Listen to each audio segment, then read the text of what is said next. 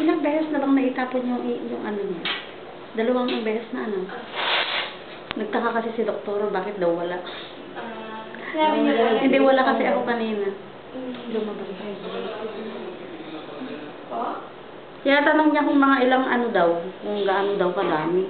Ano mo sabi? Yung, sabi ko hindi ko alam kasi nga, di ba, na-idlip naman ako kanina. Tiglo lang. Madami naman kasi na-drain kanina ate sa ano. Ano ba yan? Yung... Ano ba? Ano lang ako? Bali,